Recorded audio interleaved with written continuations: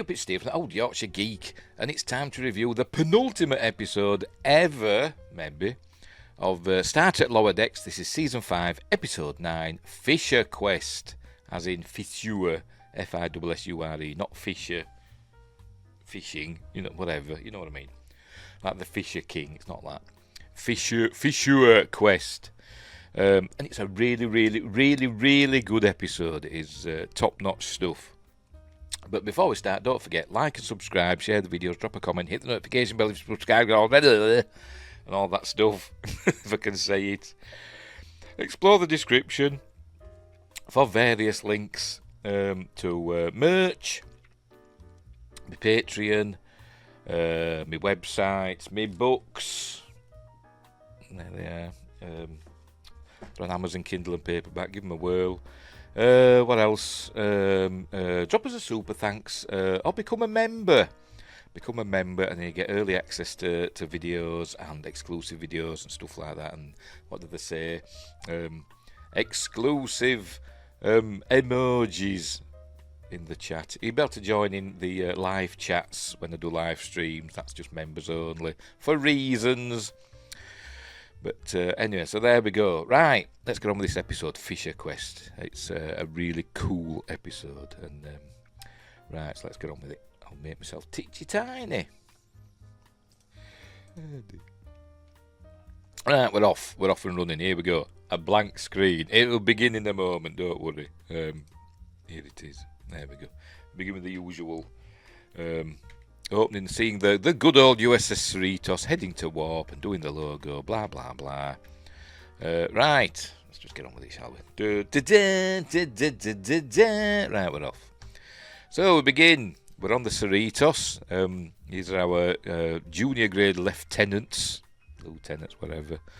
And Rutherford's having problems with his implant for some reason, and Marina's playing pop. She's sparking into her Ractogino. Again, we're seeing the DS9, they call them tilt mug, or non-tilt mug, whatever they call them. They were all the rage, weren't they, in the 90s. You don't see them now. Maybe we will again. Anyway, he's having problems, and he doesn't know why, and then he starts getting laser beams or whatever coming out of his eye, as we'll see. There we go. Takes the top off Boimler's hair. Beard watch. Boimler's now got a full... Oh, I'm spitting. Boimler's now got a full beard. Looking pretty damn manly. There we go. He's burnt his hair. I've done that myself. Not with a laser beam, but whatever. I'd rather not go into it. Right. Alright, and then we said... we're talking about multiverses in this episode. We're getting back on the Fisher, obviously, because the episode's Fisher Quest. So the quantum fissures, front and centre. Spoilers, we find out who's been doing the quantum fissures. And everybody that guessed was wrong. Including myself. I don't know if I had a guess, I can't remember. But I was wrong if I did. Anyway, so they're talking about this, be careful, this is our last Boimler. And they talk about, the other Boimler. Remember the other Boimler that came from another quantum reality? It went off on the Titan. No, it was a transporter. It was a transporter Boimler, wasn't it? Not from another reality. A transporter clone, copy, whatever you want to call them. Like what happened to Riker. He went off to work on the Titan, didn't he? And then he died off screen. And so they're talking about that. And then they mention, oh, don't worry, Shaxx died and he's fine. And then for some reason, he's shouting that he's whatever this is. Looks like cheese.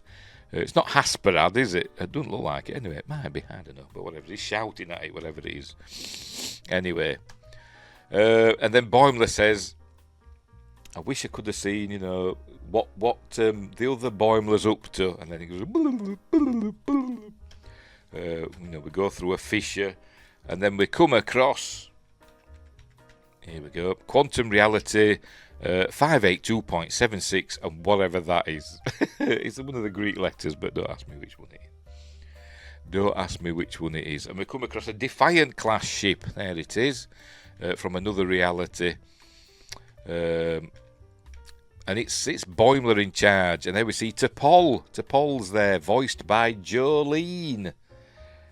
No Jolene Blaylock. Don't know why. Don't know why she's not voiced as Jolene Blaylock. It doesn't say that. It just says special guest star Jolene. Lots of guest stars in this. I'll get a bit cross in a minute. I will. And people will say, why are you getting angry? Because it just does. But anyway. There she is. And Captain Brad Boimler is in charge. There we go. We see he's got a nice, smooth 5 o'clock shadow, not like our Boimler had. But anyway, this is Curzon Dax there. No Jadzia. Anyway, they're out on a mission. As you can see, he looks tired. There's Boimler. Is his forehead, whatever you want to pronounce it, usually that big? It looks like there's a massive forehead. There's Boimler. Maybe it's just the way his hair is. Anyway, they're heading through another quantum fissure. They're hunting down who's making them. They're trying to chase whoever's creating these quantum fissures through various realities. So there we go. William Boimler. So it's not Brad Boimler, it's William Boimler of the Anaximander. I have no idea where that comes from. I have no idea. I should look it up, shouldn't I? But I'm not going to because I can't be bothered. Stardate Confidential. Here we come across a debris field. It's been ordered to stop whoever's trying to destroy the multiverse. And then he mentions, I hate multiverses. Is that a dig at Marvel? Could be. But anyway. And this is where we learn that his death was faked. So is this... Well, no, because it's from another reality. It's not the transporter boy. It's a different Boimler, isn't it? Oh, actually, we met him at the beginning, didn't we? Obviously, this season. The one where our Boimler got the red pad. So we learned that his death was faked. I'm forgetting already what happened in this season. Anyway, so they're on this Defiant-class ship, trying to hunt down whoever's creating these quantum fissures. And it's a ship full of guest stars. So as we've already had Jolene Blaylock as T'Pol. You'd think she'd look a bit older, wouldn't you? If she's... I know it's an alternate universe, but you'd think she'd look older. But, I mean, she's supposed to be, I don't know, well over 200 years old, but she looks whatever. Anyway, what it doesn't matter, does it? It's only a cartoon. There we go. T'Pol, his Vulcan first officer. You notice they're not in uniform apart from Boimler and other Starfleet crew. So it's obviously a mixed crew. There's Tactical Officer Curzon Dax before. There we go. So they're from various different realities. That's probably why. They look different. So no, they haven't passed it on to Jadzia. It's prone to injury. Luckily we have Elim Garak, who's their doctor for some reason. Not a spy, or maybe he still is, I don't know. But in this one, we learned that this Elim Garak is married to a hologram of Julian Bashir. By the way, it's voiced by Andrew Robinson. Julian Bashir is voiced by Alexander Siddig. But they're married in this, and this is, that fan fiction that was probably started by Andrew Robinson, I think. That they're gay for each other. I'm sorry, I'm saying it like that because I just am. Because it's not true, is it? It was just something that one of them said, probably Andrew Robinson, that Elim Garak were gay, and had a gay relationship with Dr. Bashir, which is not true. Elim Garak wasn't gay. He loved what's-the-face, Zial, didn't he? And Dr. Bashir ended up in a relationship with Ezri Dax, and they were always after, getting in Jadzia Dax's area. They weren't gay, so this just annoyed me. But fair enough, whatever. They're from another universe, but whatever. It's pandering, innit? It annoys me. But anyway, never mind. But it is quite amusing in this. They keep arguing, even though he's just a hologram. Is this Bashir? But anyway, so it's nice to see those actors back. As I said, I don't know why. She kind of retired from acting, did Jolene Blaylock, didn't she? And she's come back for this, and I don't know if she's just credited as Jolene. Don't know. Maybe she's a Dolly Parton fan. Anyway, so what did I find? I can't remember. Yes, they find another Harry Kim. They beam a Harry Kim over from another universe or from this universe or whatever. And as we can see, his 2 pips Harry, his Lieutenant Harry Kim, and they basically put him with all the others. Most of the rest of the crew is made up of Harry Kims from other universes, other realities. And there we go, lots of Harry Kims. He's fed up. Is this boy? Let me have the credits. By the way, Garrett Wang, I'm going to pronounce it like that, I don't care.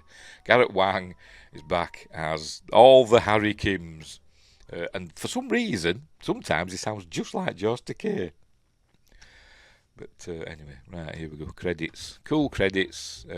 I'll not mention it again. I'll not mention this that I mention every week. Why is it there? Don't know. See, I've mentioned it now. I can't help myself. Right, we're off. Fisher Quest. Here they come through another quantum fissure. So they're repairing another rift. And here we go, they're showing what's happening with all these various quantum rifts that's happening, the infinite amount of quantum realities, and they all appear like bubbles, they're saying. I'm not sure that's exactly how it works, but never mind. Anyway, the suss out, by the way, he's shouting here, just lazy derivative remixes. That's what all the different realities are. He's sick of them. They're all just, remixes. And by the way, he's Section 31, isn't he? That's a Section 31 badge. Why, Mike McMahon, why did you have to do that? But whatever. Anyway, the come to the conclusion. Oh, right, they put him with all the other Harry Kims. We've seen this one before, haven't they? They say, hang on, he's got 2 pips, look. And some have suggested that the one with 2 pips may be the Mirror Universe Harry, for reasons that we come to later on. So anyway, they're having another little spat. This Julian is obviously from a different reality to this Bashir. They're in love in this one, and they start falling out because this Julian, for some reason, is angry that this Garak wants him to live in his universe. He says, what makes you think I want to live in your universe and all that stuff? There you go, your reality. So they're falling out.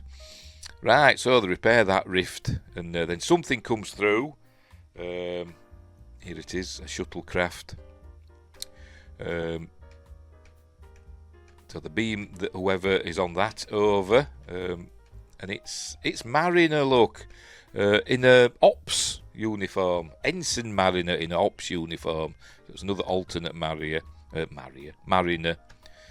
they go, I think that's T'Pol. And she's basically just the same as our Mariner, although she's an engineer, and a really good engineer, and she doesn't like prison cells, and she doesn't like danger. So although she's kind of got the same personality, the way she talks and stuff, as me.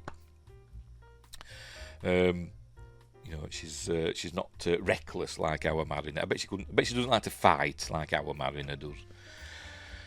Anyway, so she I think she's the one that kind of works out how they can catch up with the whoever's creating these quantum fissures.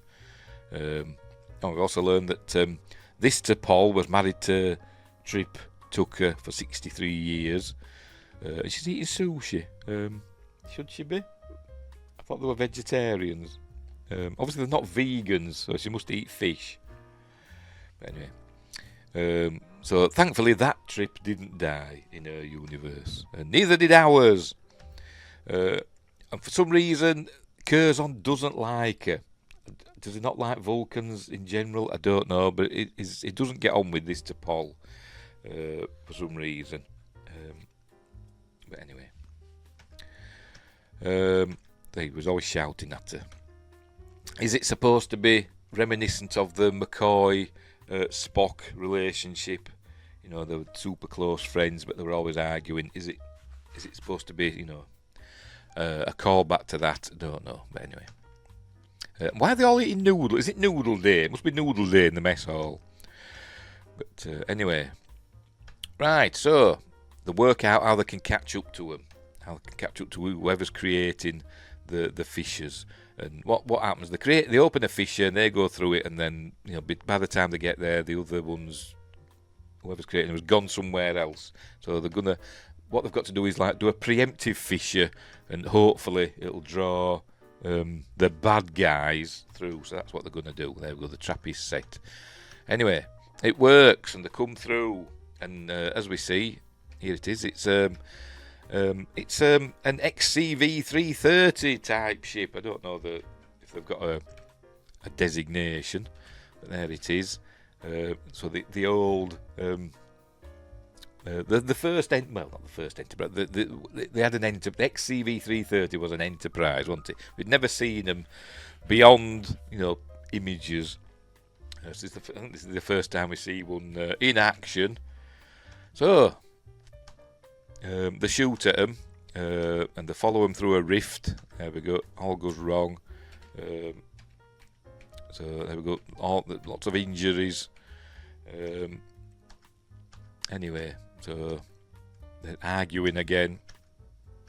Whatever.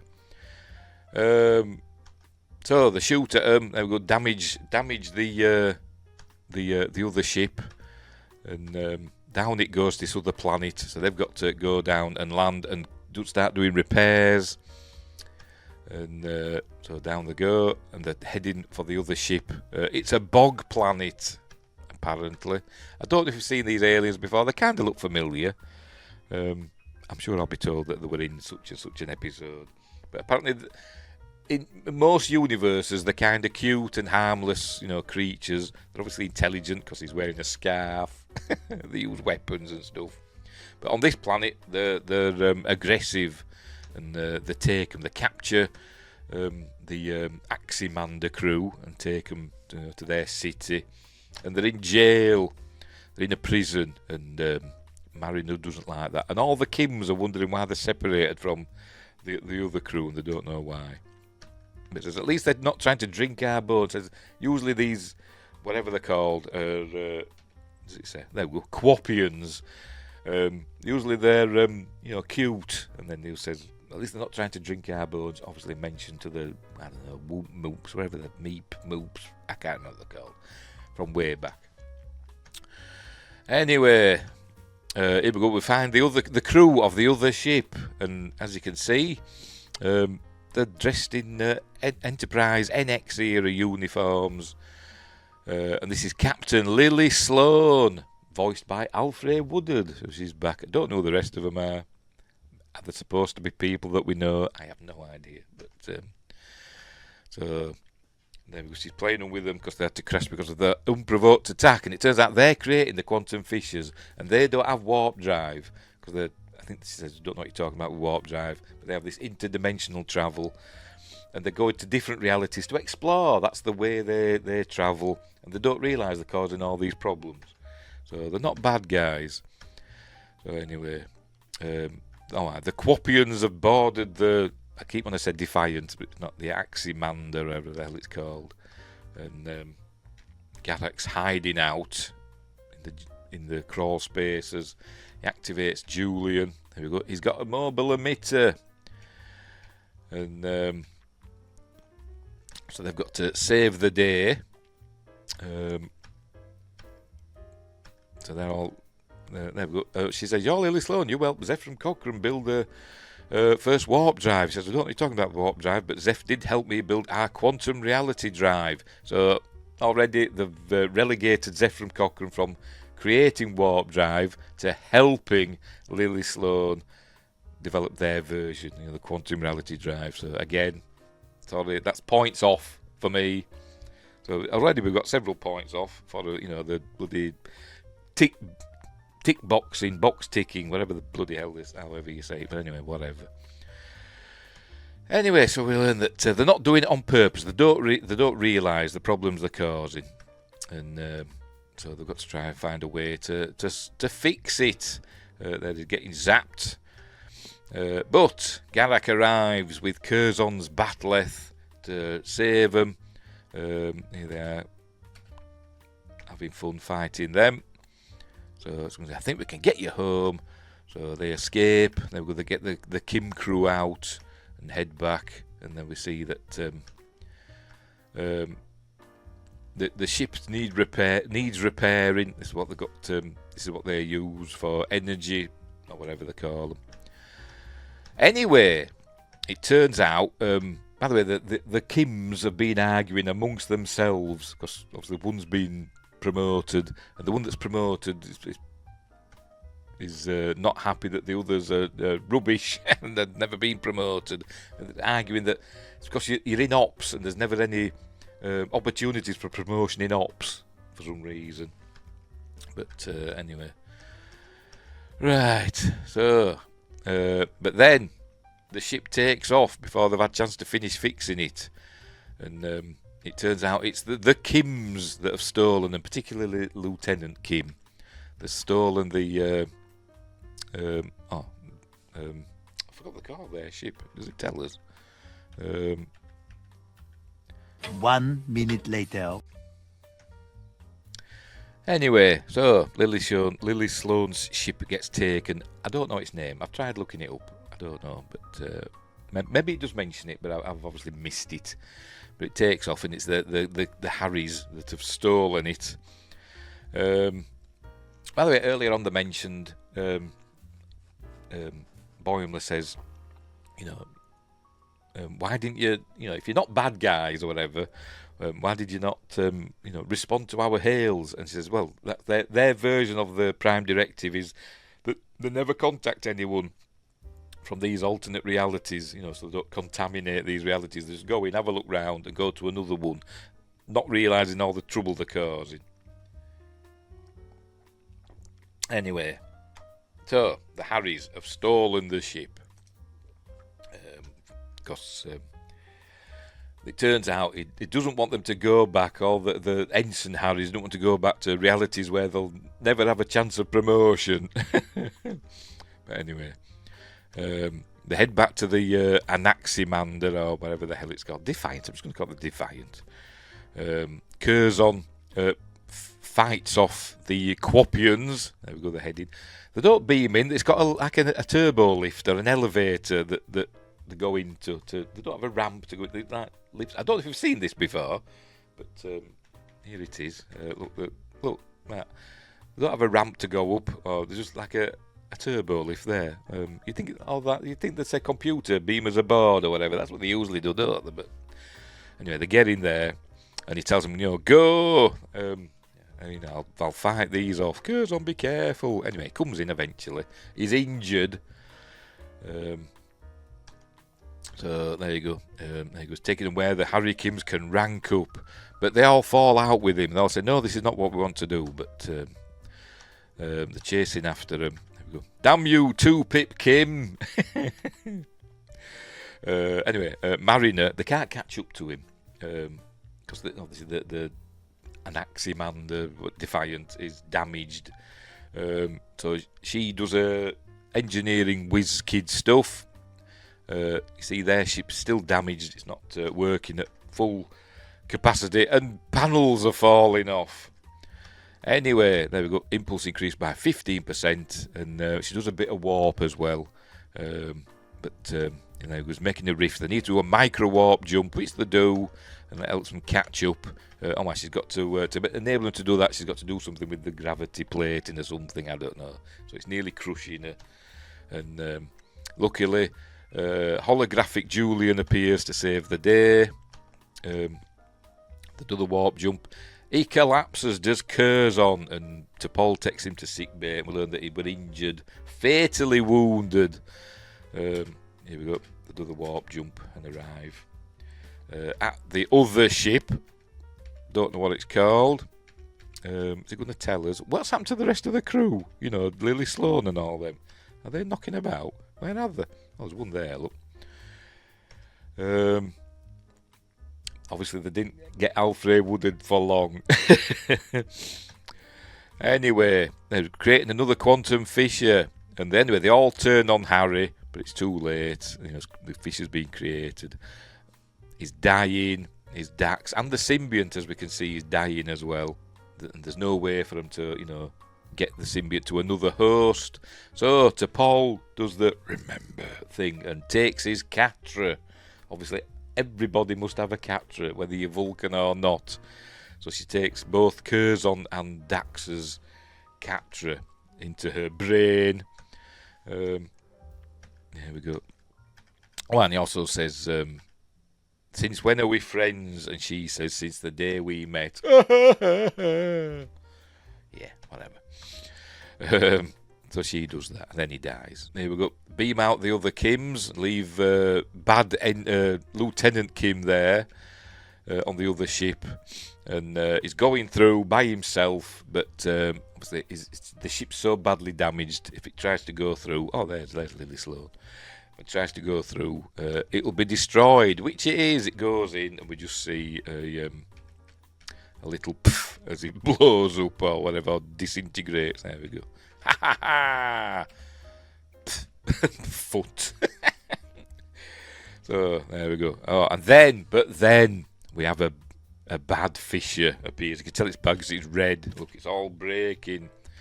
There we go. And so they've got to fix it. So what they've got to do, essentially.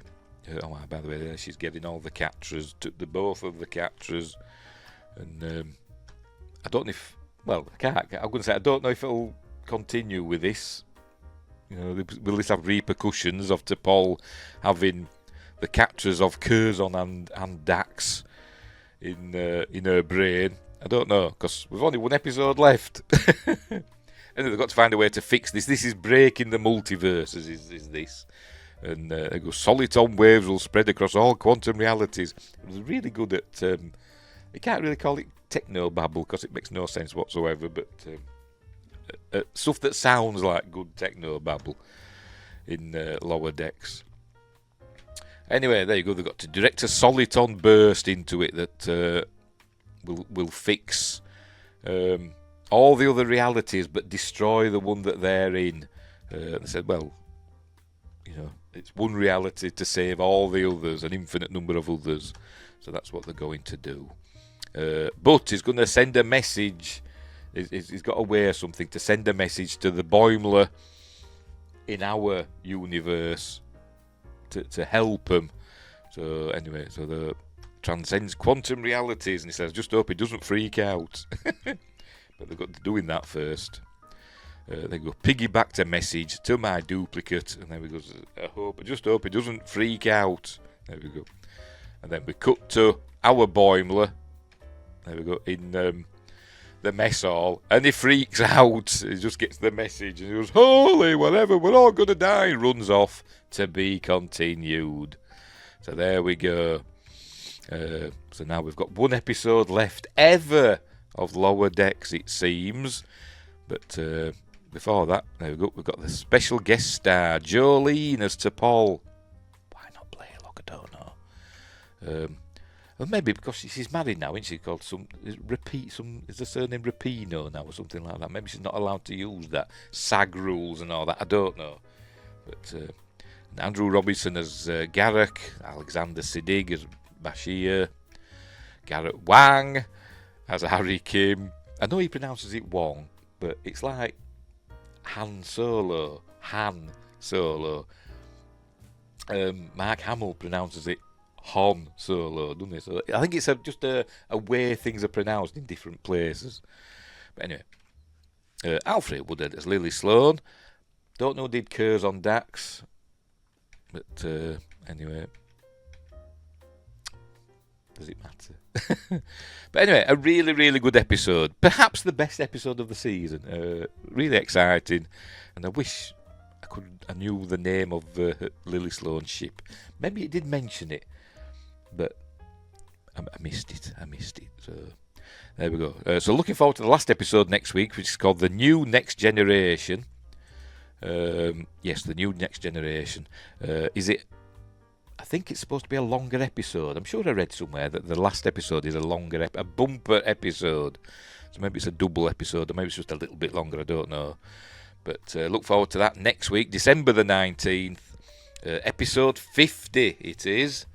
And it's the last one, quote, ever. we'll see, won't we? But looking forward to that. But this one was really good. I'll give this one a 9 out of 10. If it weren't for those, bits that annoyed me, it might have even got a 10. It was that good. But anyway, so there we go. We'll leave that there. So, again, I will reiterate, don't forget to like and subscribe and share and drop all the comments and you want to, and telling me I'm an histanophobe and all that stuff. And explore the description and throw money at me. Like confetti, just throw money at me. For stuff. But yeah. A good episode. What did I give it? I give it a 9 out of 10, didn't I? So it must be good. If it weren't for the things that annoyed me, I'd have given it a 10. But we'll leave it there. Look forward to next week's. One episode to go. Really, really good. Hopefully it'll be as good as that one was. What will they do to set the will? They'll save the multiverse as well. But how will they do it? We will see. Right, so we'll leave it there. Thanks for watching. Wherever you are, look after each other. And until next time, I'm going to sneeze. I can feel a sneeze coming. Until next time, I'll say this.